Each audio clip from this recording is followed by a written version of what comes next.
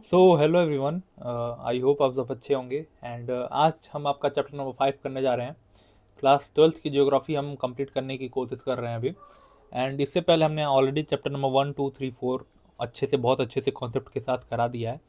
इस चैप्टर में इस वीडियो में हम आपका चैप्टर नंबर 5 जिसका नाम सेकेंडरी एक्टिविटीज़ है, ये कवर करा देंगे। ठीक है, तो अभी तक अगर आपने कुछ पढ़ा है या नहीं पढ़ा कोई दिक्कत नहीं है।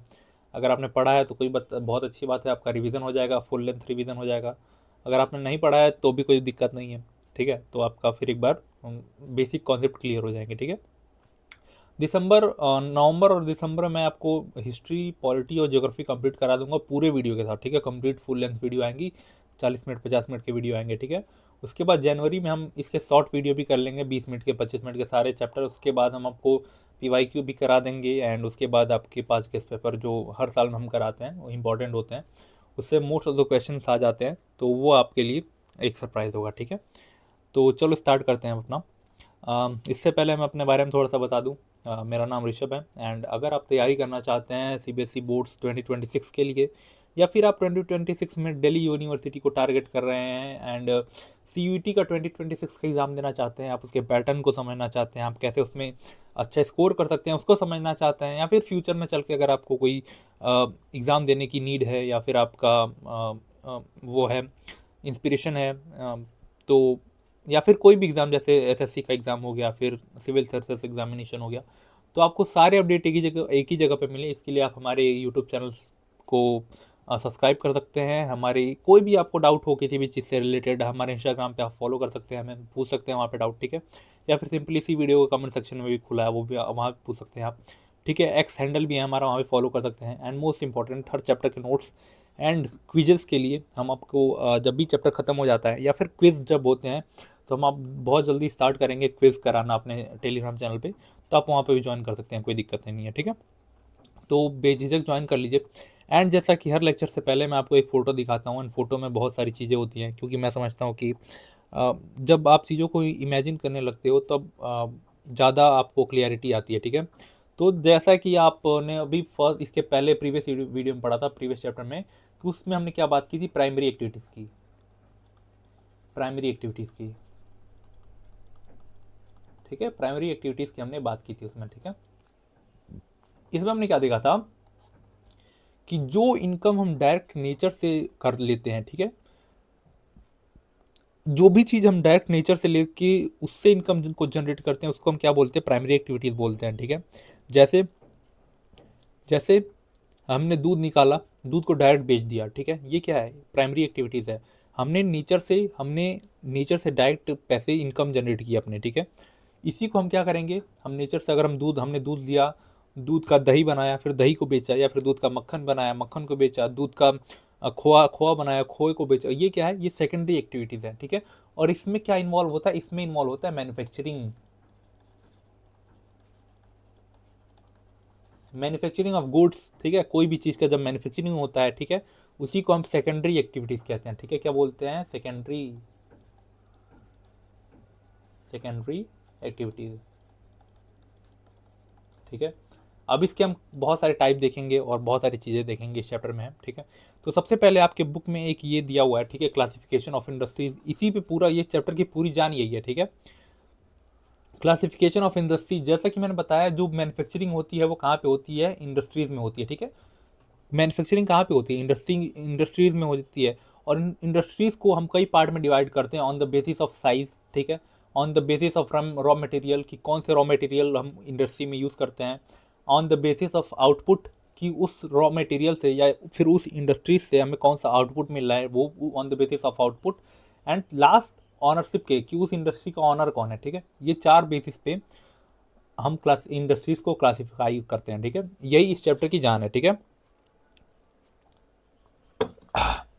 चलो, on the basis of size, ठीक है, साइज के बेसिस पे इंडस्ट्रीज को 3 पार्ट में डिवाइड किया गया है। पहला, कॉटेज इंडस्ट्रीज या फिर हाउस होल्ड इंडस्ट्रीज। ठीक है, कॉटेज भी हाउस होल्ड को ही बोलते हैं, बहुत सारे बच्चे कंफ्यूज होते हैं इसमें, तो इसको ध्यान रखने की बात है। ठीक है, फिर स्मॉल स्केल एंड फिर लार्ज स्केल। ठीक है, इनपुट या फिर रॉ मटेरियल के बेसिस पे 5 पार्ट में होता है, जैसे एग्रो बेस्ड, जैसे sugar, edible oil, cotton, textile, coffee, T, rubber. ठीक है, मिनरल्स के बेसिस पे, ठीक है, मिनरल्स में जैसे एक मेटेलिक हो गया, नॉन मेटेलिक हो गया। मेटेलिक क्या होता है, जिसमें मेटेलिक में फिर दो पार्ट हो जाएंगे, फेरस और नॉन फेरस, ठीक है। फेरस क्या होता है, फेरस किसका नाम है, आयरन का नाम है, ठीक है, आयरन एंड स्टील। और नॉन फेरस में कॉपर, एल्यूमिनियम, जेम्स, ज्वेलरीज, ठीक है। नॉन मेटेलिक में जैसे सीमेंट हो गया, पॉटरी हो गया। ये इतना डिटेल में नहीं जाना आपको, बस मिनरल बेस्ड ध्यान देना है, ठीक है। केमिकल बेस्ड इंडस्ट्री, जो हम जिस इंडस्ट्री में केमिकल का यूज करते हैं कोई प्रोडक्ट बनाने के लिए, ठीक है, किसी इंडस्ट्रीज में हम मिनरल्स का यूज करते हैं, ठीक है। ज्वेलरी किससे बनती है, ठीक है, ज्वेलरी किससे बनती है, मिनरल से ही बनती है, ऑब्वियस सी बात है। सुगर किससे बनता है, सुगर केन से बनता है। सुगर केन क्या है, एक एग्रीकल्चर प्रोडक्ट है, ठीक है। रॉ मटेरियल सुगर केन हम यूज करते हैं, एग्रो बेस्ड इंडस्ट्री है, ठीक है, ऐसे, ठीक है। फॉरेस्ट बेस्ड कैसे हो गया, फॉरेस्ट में जैसे टिम्बर हो गया, ठीक है। पेपर इंडस्ट्री हो गई, पेपर किससे बनता है, वो लकड़ी से बनता है, ठीक है। एनिमल बेस्ड इंडस्ट्रीज, ठीक है, एनिमल बेस्ड इंडस्ट्रीज क्या होती है, जैसे बीफ इंडस्ट्री हो गई, जैसे लेदर इंडस्ट्रीज हो गई, जैसे वुल इंडस्ट्रीज हो गई। ये किस पे बेस्ड होती है, एनिमल बेस्ड इंडस्ट्रीज है, ठीक है, जिनमें हम क्या करते हैं, जिनमें हम एनिमल को as a raw material use करते हैं, ठीक है। On the basis of output there are two types of industries, पहला बेसिक इंडस्ट्रीज और दूसरा कंज्यूमर गुड्स इंडस्ट्रीज, ठीक है। बेसिक इंडस्ट्रीज क्या होती हैं, जैसे इसको हम थोड़ा सा डिटेल में आगे चल के पढ़ेंगे, ठीक है। अभी नाम याद रखो, बेसिक और कंज्यूमर, ठीक है। कंज्यूमर में जैसे बिस्किट हो गया, टेक्सटाइल हो गया, व्हीकल हो गया, ठीक है। ऑनरशिप में तीन होती हैं, ठीक है, पब्लिक, प्राइवेट एंड जॉइंट, ठीक है। आई होप ये जो चार्ट है ये क्लियर रहा होगा आपको। चलो स्टार्ट करते हैं आपका सेकेंडरी एक्टिविटीज, ठीक है। सेकेंडरी एक्टिविटीज का एक डेफिनेशन है। डेफिनेशन क्या है, secondary activities add value to the natural resource by transforming raw materials into valuable products, ठीक है। सेकेंडरी एक्टिविटीज में क्या होता है, जो हमारे नेचुरल रिसोर्स होते हैं उनको हम ट्रांसफॉर्म करते हैं वैल्यूएबल प्रोडक्ट्स में। जैसे मिल्क था, ठीक है, मिल्क था, इसकी वैल्यू क्या है, ठीक है, इसकी वैल्यू क्या है, इसकी वैल्यू मान लो 50 रुपये लीटर, ठीक है, 50 रुपये लीटर। अभी हमने इसे मिल्क से क्या बना दिया, हमें इसे मिल्क से बना दी खोया, ठीक है। खोया को इंग्लिश में क्या कहते हैं, खोया ही बोलते हैं, ठीक है। खोया ये कितना मिलेगा, ये 200 रुपये किलो मिलेगा, ठीक है, 200 रुपये केजी, ठीक है। देखो हमने क्या किया, मिल्क का जो नेचुरल रिसोर्स था हमारा, उसको हमने ट्रांसफॉर्म कर दिया, ठीक है, इनटू वैल्यूएबल गुड्स। हमने क्या किया, उसको ट्रांसफॉर्म किया, उसकी जो वैल्यू थी उसको बढ़ा दी हमने, ठीक है। Secondary activities mainly concern with three, ठीक है, मैन्युफैक्चरिंग, प्रोसेसिंग एंड कंस्ट्रक्शन, ठीक है। मैन्युफैक्चरिंग क्या होती है, अब ध्यान से सुनना, मैन्युफैक्चरिंग क्या होती है। Manufacturing, this consist of a full area of production from handicraft to industrial to high tech space vehicles, ठीक है। मैन्युफैक्चरिंग का क्या होता है, मैन्युफैक्चरिंग का मतलब होता है एक फुल एरिया ऑफ प्रोडक्शन जहाँ पे चीज़ें बनाई जाती हैं, ठीक है। मैन्युफैक्चरिंग का मतलब यही होता है, फुल एरिया ऑफ प्रोडक्शन जहाँ पे हम हैंडीक्राफ्ट से लेके कोई भी स्पेस व्हीकल्स या फिर जो आप स्पेस व्हीकल्स सुनते हो, सारी चीज़ें हम बनाते हैं, ठीक है। मैन्युफैक्चरिंग में सारी चीज़ें इंक्लूड होती हैं, चाहे अगर आप हैंडीक्राफ्ट बना रहे हो, ठीक है, हाथ से कोई चीज़ बना रहे हो, वो भी मैन्युफैक्चरिंग का पार्ट होगा, या फिर आप कोई हाई टेक स्पेस व्हीकल बना रहे हो, वो भी इंडस्ट्री मैन्युफैक्चरिंग का ही पार्ट होगा। There are some common characteristics of manufacturing, some of these are like, यहाँ पे लिखे हुए हैं देखो आप। एप्लीकेशन ऑफ पावर, जब भी हम मैन्युफैक्चरिंग करते हैं उसमें पावर का यूज़ हम जरूर करते हैं, ठीक है। वेरियस एनर्जी सोर्स, जैसे अगर हम कहीं कोल, पहले के जमाने में हम कोल का यूज़ करते थे, ठीक है, आज के टाइम पे हम इलेक्ट्रिसिटी का यूज़ करते हैं, तो एप्लीकेशन ऑफ पावर होती है, ठीक है। प्रोडक्शन ऑफ आइडेंटिकल प्रोडक्ट्स, ठीक है। प्रोडक्शन ऑफ आइडेंटिकल प्रोडक्ट्स, ऐसा नहीं है कि एक मैन्युफैक्चरिंग यूनिट से आप एक ही मतलब कई तरह की चीज़ें बनाओगे। एक मैन्युफैक्चरिंग यूनिट से आप एक ही तरह की चीज़ें बनाते हो, ठीक है। उसकी क्वालिटी को आप उसके क्वालिटी का जो स्टैंडर्ड है वो मेंटेन करना पड़ता है आपको, ठीक है। मास प्रोडक्शन अगर आप कर रहे हो, ठीक है, तो उसके लिए भी उस जो मैन्युफैक्चरिंग यूनिट है उसको आपको सही रखना पड़ता है, ताकि अगर आप मास प्रोडक्शन करना चाहते हो तो वो भी हो पाए, ठीक है। स्पेशलाइज्ड लेबर, कोई भी आप मैन्युफैक्चरिंग कर रहे हो, ठीक है, तो उसके लिए आपको स्पेशलाइज्ड लेबर चाहिए होगा, ठीक है। Specialised labour in the sense, अगर आप मेरे से बोलोगे, आप मेरे को फैक्ट्री में ले जाकर रख दो कि आपको ये बनाना है, ठीक है, लोहे को पीट के इसको बनाना है, तो मुझे नहीं आएगा, ठीक है। तो वो आपको उस काम के लिए एक स्पेशलाइज्ड लेबर चाहिए होगा, ठीक है। जब भी हम मैन्युफैक्चरिंग करेंगे हम इन बातों का ध्यान रखना है। एप्लीकेशन ऑफ पावर होता है, ठीक है। प्रोडक्शन ऑफ आइडेंटिकल प्रोडक्ट्स, ठीक है। तीसरा स्पेशलाइज्ड लेबर, जो काम करना है उसका स्पेशलाइज्ड लेबर हमें ले आना पड़ेगा, ठीक है। पावर ड्रिवन मशीनरी, ठीक है। आज के टाइम पे, ठीक है, आज के टाइम पे जितनी भी मशीन्स आ गई हैं, ठीक है, जितनी भी एडवांस मशीन्स हैं एंड इक्विपमेंट्स हैं, ये अपनी प्रोडक्टिविटी को इन्हेंस करने के लिए, प्रोडक्टिविटी को बढ़ाने के लिए किसका, पावर ड्राइवन, ठीक है, ह्यूमन जो थे, जो ह्यूमन रिसोर्स जो था, जैसे ह्यूमन जो पहले मशीन चलाते थे, अब वो रिप्लेस कर दी कि जो पावर ड्रिवन मशीनरी है उसके द्वारा, ठीक है, उसके थ्रू हमने उसको रिप्लेस कर दिया, ठीक है। तो आज के टाइम पे ये 4 कॉमन कैरेक्टरिस्टिक्स हैं मैन्युफैक्चरिंग के, ठीक है। अब some characteristics of modern large scale manufacturing, एक मिनट रुको थोड़ा, ठीक है। अब कुछ कैरेक्टरिस्टिक्स हम देखते हैं जो आज के टाइम पे मॉडर्न लार्ज स्केल मैन्युफैक्चरिंग है, ठीक है, आज के टाइम पे, ठीक है, आज की जो इंडस्ट्रीज है, ये तो एक कॉमन हो गई, ठीक है, ये कॉमन हो गई कि अगर कहीं भी मैन्युफैक्चरिंग हो रही है तो ये 4 चीज़ होनी चाहिए, 4 कॉमन कैरेक्टरिस्टिक्स हैं। बट आज के टाइम पे जो मॉडर्न लार्ज स्केल मैन्युफैक्चरिंग है, ठीक है, जो बड़ी बड़ी कंपनियाज हैं, ठीक है, वहाँ पे क्या होता है, पहला उसमें भी यही होता है, specialisation of skill and methods, ठीक है, स्पेशलाइजेशन ऑफ स्किल्स होते हैं वहाँ पे। दूसरा, मैकेनाइजेशन यूज़ होता है, ठीक है, मशीनरी का बहुत बड़े लेवल पे यूज़ होता है, ठीक है। वही मशीनरी मैकेनाइजेशन जब एडवांस स्टेज पे पहुंचती है, ठीक है, वही मैकेनाइजेशन जब एडवांस स्टेज पे पहुंचती है तो उसको हम क्या बोलते हैं, ऑटोमेशन बोलते हैं, ठीक है, ऑटोमेशन, ठीक है।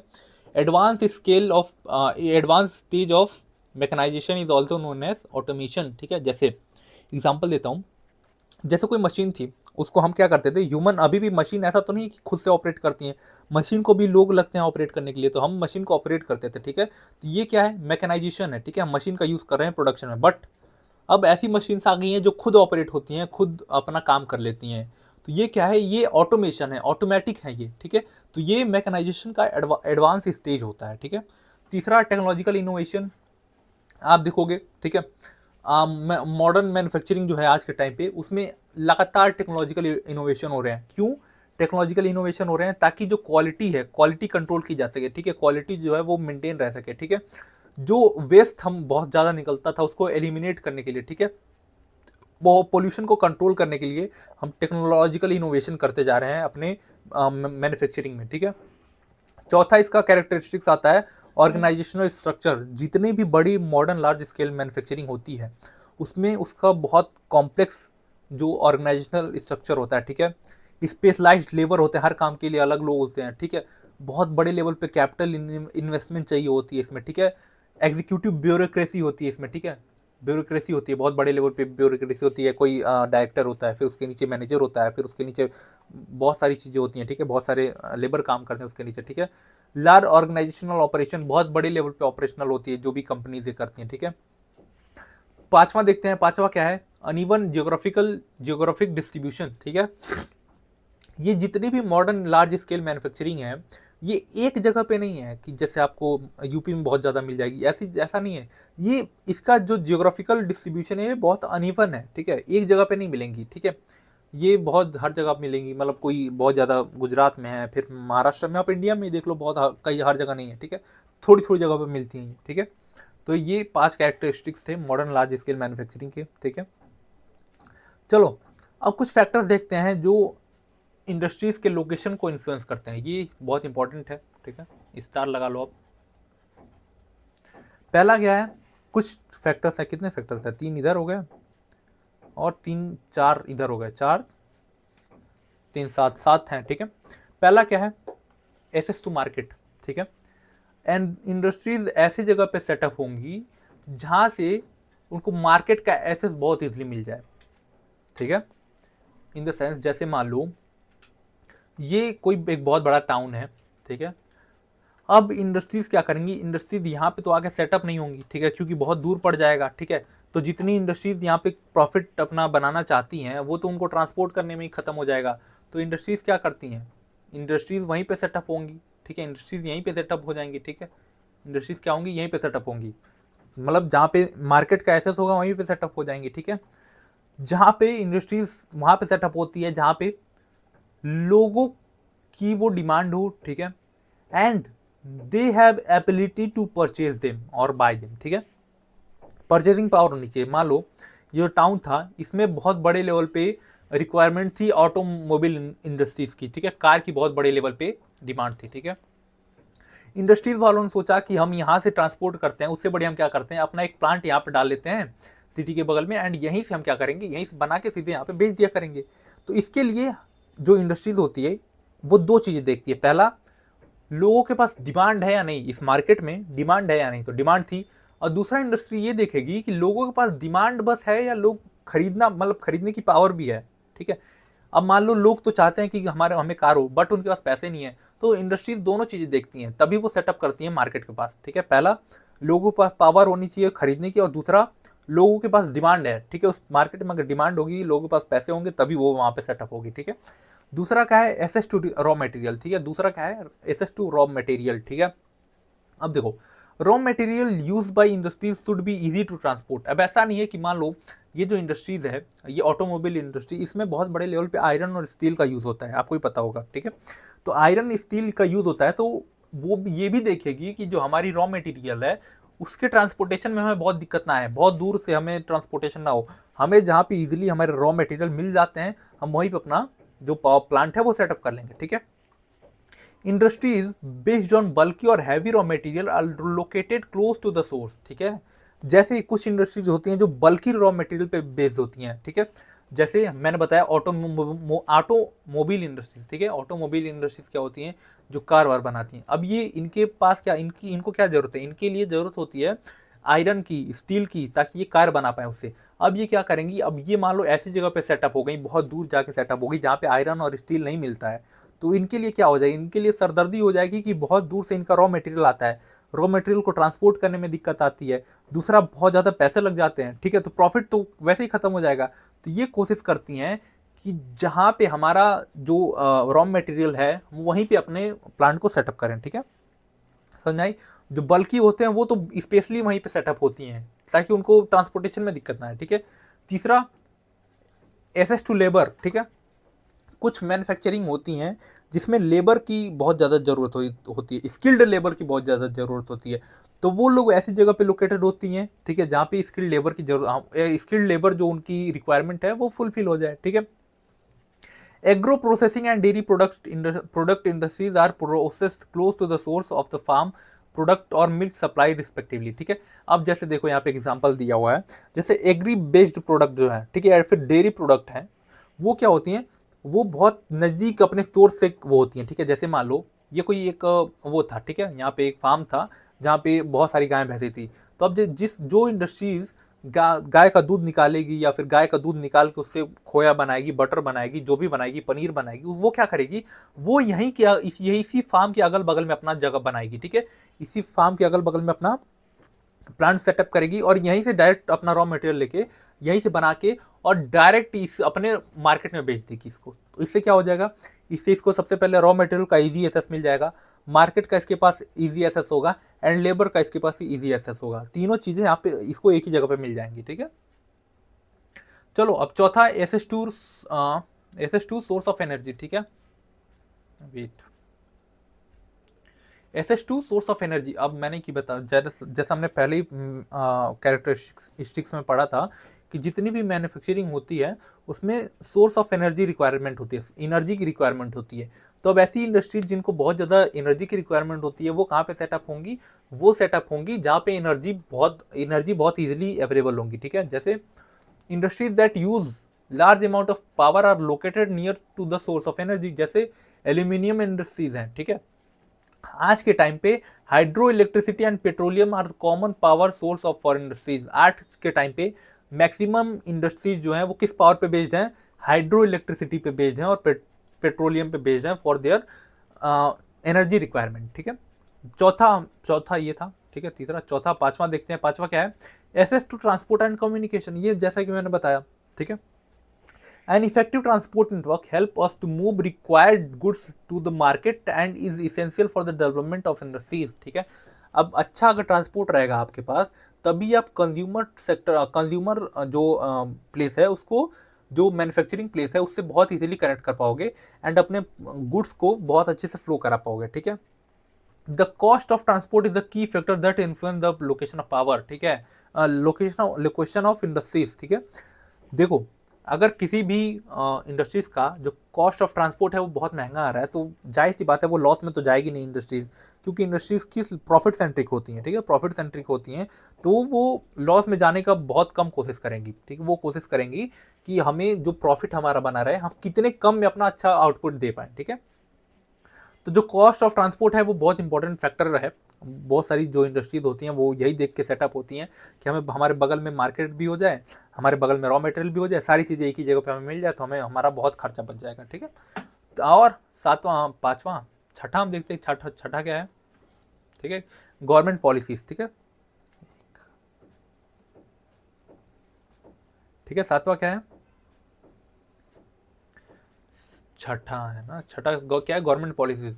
अब मान लो कोई भी फॉरेन एमएनसी आ रही, मान लो आपके कंट्री में क्या आई, एमएनसी, मल्टीनेशनल कंपनी आई, ठीक है, मल्टीनेशनल कंपनी आई, आपकी जो गवर्नमेंट है, आपके देश की गवर्नमेंट है, उसने बहुत उसका अच्छा वेलकम किया, उसको उसको एक पूरा एरिया दे दिया कि आप यहाँ इस एरिया में अपने प्लांट सेटअप करो, हम आपके लिए जो पॉलिसीज़ हैं वो बहुत लिबरल कर देंगे, ठीक है, आपको टैक्स में बहुत छूट देंगे, आप बस हमारे यहाँ आइए, आप हमारे लोगों को अपनी जॉब दीजिए, मैन्युफैक्चरिंग करिए और यहाँ पे लोकली प्रोड्यूस करके हमारे लोगों को बेचिए अपना सामान, ठीक है।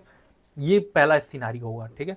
दूसरा सिनेरियो क्या हुआ, एक एमएनसी आई आपकी कंट्री में, आपकी कंट्री ने बिल्कुल इंटरेस्ट शो नहीं किया, उसने ना उसको कोई बेनिफिट दिया, उसने टैक्स में कोई कटौती नहीं की, उसने उसको कोई भी मतलब ऐसा फैसिलिटी देने से इनकार कर दिया, ना आपको अच्छे रोड मिलेंगे ना कुछ मिलेगा, ठीक है, ना कोई इंफ्रास्ट्रक्चर है आपके पास, ना स्किल्ड लेबर है, तो वो क्या करेगी, एमएनसी यहाँ पे टिकेगी दूसरे वाले में या पहले वाले में टिकेगी। नॉर्मल सी बात है, जहाँ पे उसको बेनिफिट लगेगा, जहाँ पे उसको लगेगा कि जो हमारी गवर्नमेंट है वो हमें सपोर्ट करिए, वहाँ पे जाएगी, ठीक है। तो अगर कोई गवर्नमेंट किसी भी इंडस्ट्रीज के लिए अगर लिबरल रहती है तो इंडस्ट्रीज वहाँ पे सेटअप होने के लिए टाइम नहीं लेती, ठीक है। अगर गवर्नमेंट सपोर्ट करती है इंडस्ट्रीज का, तो इंडस्ट्रीज बहुत अच्छा आउटपुट देती हैं गवर्नमेंट को एंड फिर पब्लिक को भी, ठीक है। सातवां देखते हैं, सातवां क्या है, लिंक्स बिटवीन इंडस्ट्रीज, ठीक है। Industries often benefit from being located near other industries due to shared infrastructure, service and skilled labour pool, ठीक है। अब कुछ इंडस्ट्रीज होती हैं जो अगल बगल से मतलब लिंक बिटवीन इंडस्ट्रीज का, जैसे कोई आयरन एंड स्टील प्रोडक्शन है, ठीक है, आयरन, ठीक है, ठीक है, आयरन वाला है, मान लो यहाँ पे आयरन बनता है, स्टील बनता है, ठीक है। अब वो क्या है, ये क्या है, यहाँ पे ऑटोमोबाइल इंडस्ट्री है, ऑटोमोबाइल इंडस्ट्रीज है, ठीक है। अब क्या होगा, अब आप देखोगे ये दोनों एक दूसरे पर डिपेंडेंट है, ठीक है। ये जो ऑटोमोबाइल इंडस्ट्रीज है, इसमें कार बनता है, इसमें बाइक्स बनती हैं, ये क्या इस पर डिपेंडेंट है, ठीक है। तो जो इंडस्ट्रीज का लिंक है ना वो अच्छा होना चाहिए, ठीक है, ताकि जो डिपेंडेंट जो इंडस्ट्रीज है वो आराम से फंक्शंस कर पाए अपनी, ठीक है। समझ में आई बात आपको, ठीक है। अब यहाँ पे एक बहुत अच्छा कॉन्सेप्ट आता है फुटलूज इंडस्ट्रीज का, ठीक है। फुटलूज इंडस्ट्रीज क्या होती है, these industries represent the most flexible type of manufacturing with minimal location consistence, ठीक है। अब फुटलूज इंडस्ट्रीज क्या होती हैं, ऐसी इंडस्ट्रीज जिनका कोई एक परमानेंट मैन्युफैक्चरिंग यूनिट नहीं है, वो जहां पे बैठ जाएंगी वहां पे उनका मैन्युफैक्चरिंग स्टार्ट होगा। जैसे ये एक एग्जांपल देता हूँ इसका, ठीक है। जैसे आपने देखा होगा नेहरू पैलेस, आपने देखा होगा, जो दिल्ली से हैं लोग, ठीक है, दिल्ली में हो लोग, नेहरू नेहरू पैलेस, ठीक है। यहाँ पे क्या होता है, यहाँ पे दुनिया भर से मतलब हर जगह से इलेक्ट्रॉनिक आइटम्स आते हैं, ठीक है, कंप्यूटर के पार्ट्स आते हैं, यहाँ पे बनते हैं लोकली, यहाँ पे ये लोग बनाते हैं उसको, ठीक है, उसको असेंबल करते हैं, फिर उसको बेच देते हैं, ठीक है। ये क्या है, फुटलूज इंडस्ट्रीज है, ये क्या है, ये फुटलूज इंडस्ट्रीज है, मतलब यहाँ पे फ्लेक्सिबिलिटी है। आप अगर उस नेहरू पैलेस को हटा देते हो तो वो लोग जहाँ जाएंगे वहाँ पे फुटलूज इंडस्ट्री सेटअप कर लेंगे, ना उनको कुछ पैसे का खर्च लगना है ना कुछ लगना है, ठीक है। बहुत फ्लेक्सिबल इंडस्ट्रीज है, इसमें लोकेशन फ्लेक्सिबिलिटी होती है, ठीक है। कहीं भी वेराइटीज ऑफ प्लेसेस पे आप लोकेट कर दो, उसको फुटपाथ पे भी बैठा दो, वहां पे भी वो मैन्युफैक्चरिंग करेगा, ठीक है। रॉ मटेरियल इंडिपेंडेंस, ठीक है। ऐसा नहीं है कि जो मतलब ऐसा नहीं है कि बहुत सारी इंडस्ट्रीज एक ही रॉ मटेरियल पर डिपेंड होती है। जैसे ऑटोमोबाइल का मैंने एग्जांपल दिया, वो बिना आयरन और स्टील के नहीं बन पाएगी। वैसे ये जो फुटलूज इंडस्ट्रीज हैं, ये किसी एक स्पेसिफिक रॉ मटेरियल पे बेस्ड नहीं होती है। इनके लिए आप जैसे मान लो कोई कंप्यूटर बनाने वाला है, उसको आज कंप्यूटर नहीं मिला तो अगले दिन मोबाइल बना लेगा, कोई दिक्कत नहीं है। तो एक स्पेसिफिक रॉ मटेरियल पे ये बेस्ड नहीं होती, ठीक है। तीसरा, कंपोनेंट डिपेंडेंसी, ये इनकी रॉ मटेरियल पर डिपेंडेंसी नहीं होती बट कंपोनेंट पर डिपेंड होते हैं, ठीक है। पार्ट्स पे डिपेंड होते हैं, कोई कंपोनेंट जैसे रैम हो गया, फिर ग्राफिक कार्ड हो गया, ऐसे ऐसे कंपोनेंट पे डिपेंड होते हैं ये, ठीक है। चौथा, मिनिमल रिक्वायरमेंट होती है, ठीक है।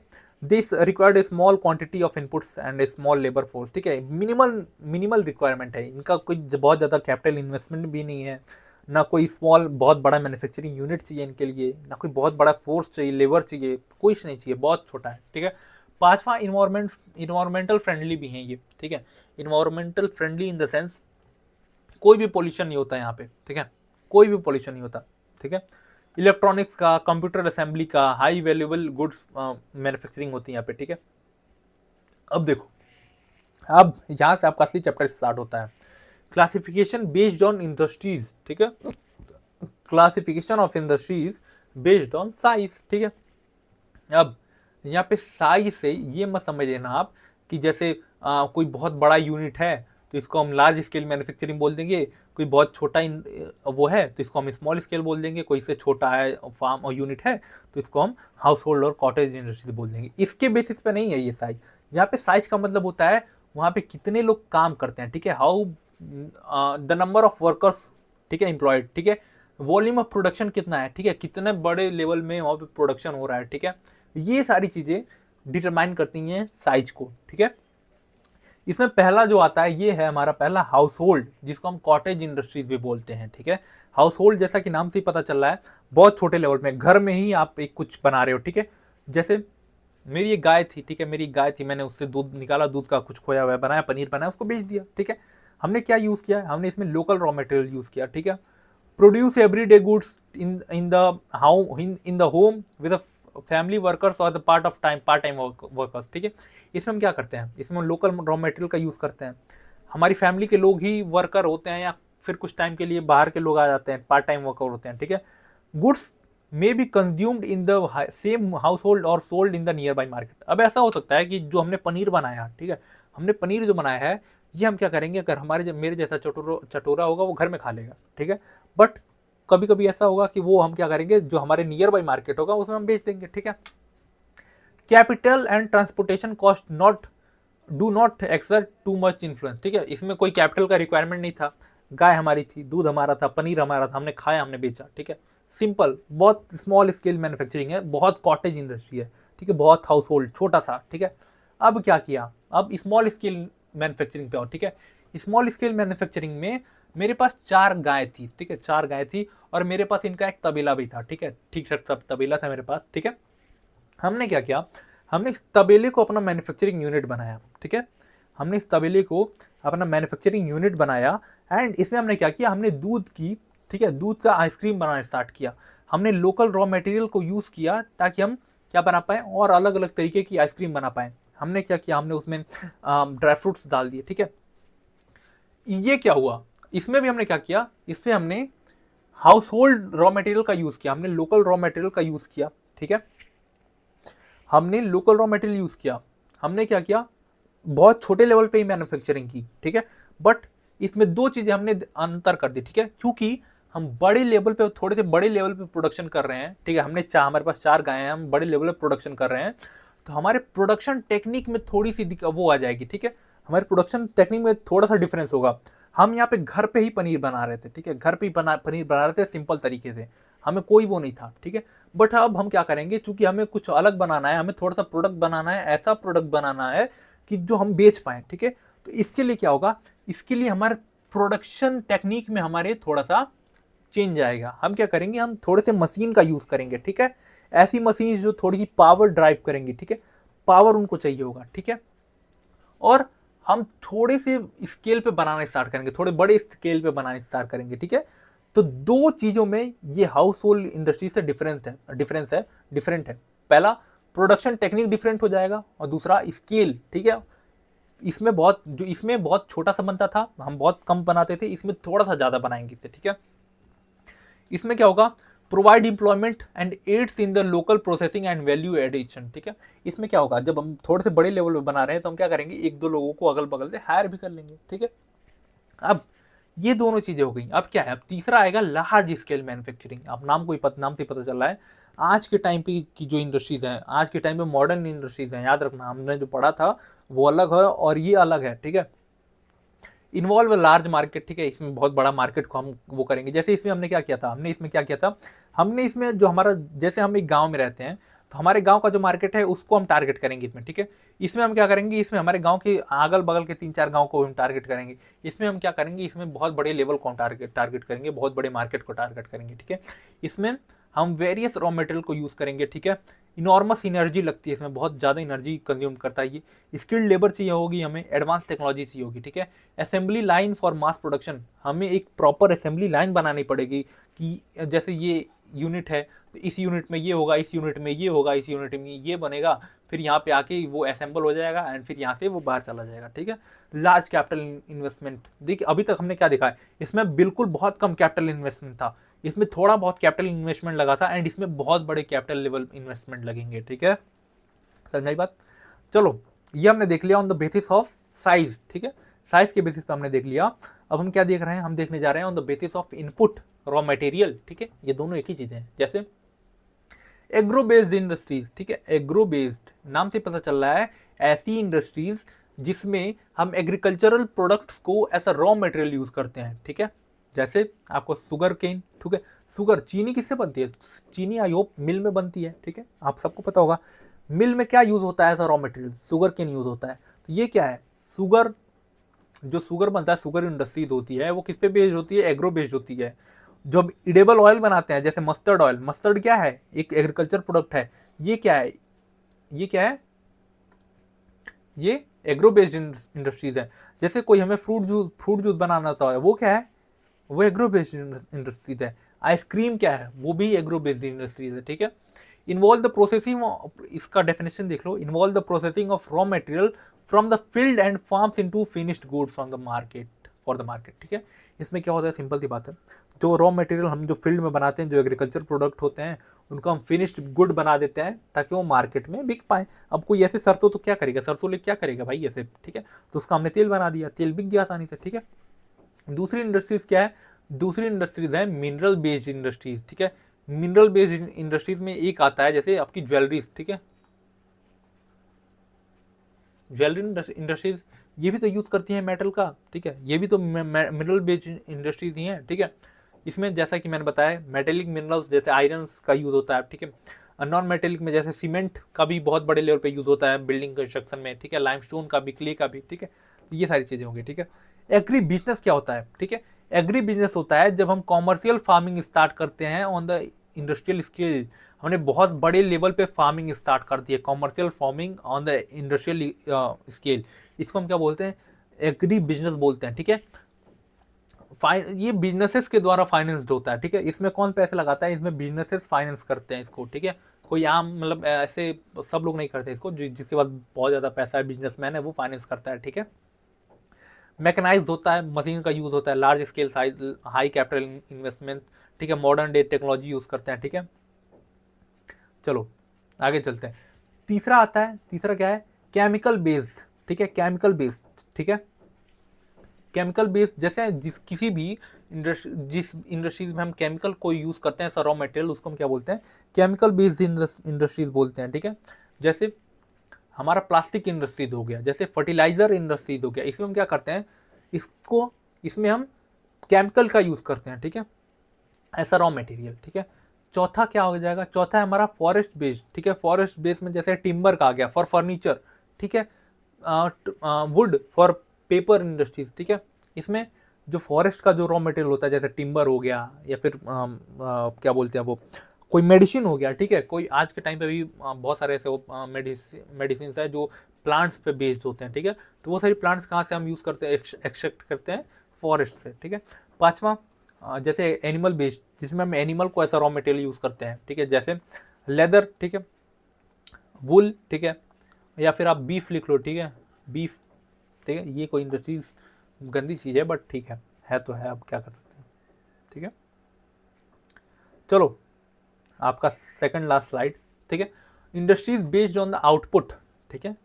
अब देखो हमने क्या देख लिया, हमने देखा on the basis of size, ठीक है, हमने देखा on the basis of raw material. अब हम तीसरा देखेंगे on the basis of output, ठीक है, मतलब उस इंडस्ट्रीज से क्या निकल रहा है। दो तरीके के आउटपुट हो सकते हैं। पहला बेसिक इंडस्ट्रीज हो सकती हैं और दूसरा कंज्यूमर इंडस्ट्रीज हो सकती हैं, जिसको लाइट इंडस्ट्रीज बोलते हैं, इसको हम हैवी इंडस्ट्रीज बोलते हैं, ठीक है। बेसिक इंडस्ट्रीज क्या होती हैं? बेसिक इंडस्ट्रीज क्या होती हैं? These are industries whose finished product are used as a raw material by other industries to manufacture other goods, ठीक है। जैसे iron and steel industries provide steel for the automobile industries, ठीक है। Basic देखो, output के basis पे दो तरीके की इंडस्ट्रीज होती है, पहला बेसिक और दूसरा कंज्यूमर, ठीक है। बेसिक में क्या होता है? बेसिक में ऐसा होता है, बेसिक में ऐसी इंडस्ट्रीज होती हैं जिनका प्रोडक्ट ऐसा रॉ मटेरियल यूज होता है दूसरे इंडस्ट्रीज में, जैसे आयरन एंड स्टील इंडस्ट्रीज है, वो उसका फिनिश्ड प्रोडक्ट है, ठीक है। आयरन एंड स्टील इंडस्ट्रीज का फिनिश्ड प्रोडक्ट है।